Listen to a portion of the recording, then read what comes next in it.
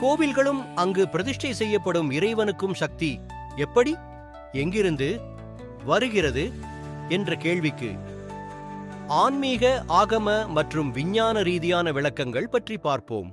முதலில் ஆன்மீக நோக்கில் பார்ப்போம்.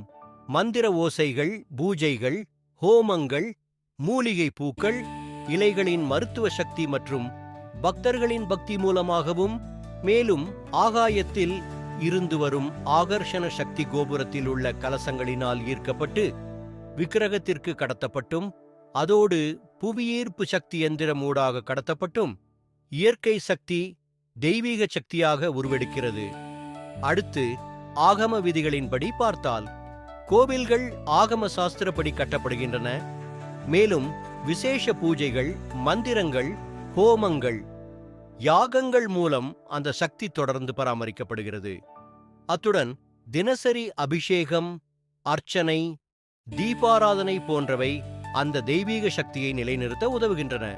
மேலும் வேத மந்திரங்கள் உச்சரிக்கும் போது அந்த இடத்தில் தெய்வீக அதிர்வுகள், வைப்ரேஷன்ஸ் உருவாகி கோவில் சக்தி மையமாகிறது.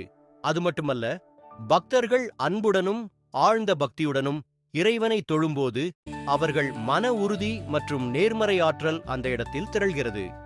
இனி விஞ்ஞான ரீதியாக பார்ப்போமேயானால், கோவில்களில் கோபுரங்கள் உயரமாக அமைக்கப்படும்.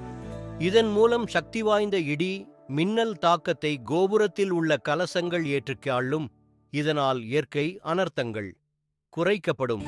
மேலும் செப்புவோர் சிறந்த ஊடுகடத்தி. இதனை விக்கிரகத்தின் கீழே பதிக்கும் போது பூமியின் புவியீர்ப்பு சக்தியும் விக்கிரகம் பெற்றுக்கொள்ளும். இதன் காரணமாக கோவிலில் ஒரு தெய்வீக சக்தி நிலையம் உருவாகிறது. எனவேதான் நம் முன்னோர்கள் கோவில் இல்லா ஊரில் குடியிருக்க வேண்டாம் என்றும் கோபுர தரிசனம் கோடி புண்ணியம் என்றும் கூறினார்கள். சரி, இந்த பதிவில் கோவில்களும் அங்கு பிரதிஷ்டை செய்யப்படும் இறைவனுக்கும் சக்தி எப்படி, எங்கிருந்து வருகிறது என்று பார்த்தோம். அடுத்த பதிவில் அந்த இறை சக்தி பக்தர்களை எப்படி சென்றடைகிறது என்று பார்ப்போம். நன்றி. நண்பன் ஜெயக்குமார் நிரோஜன்.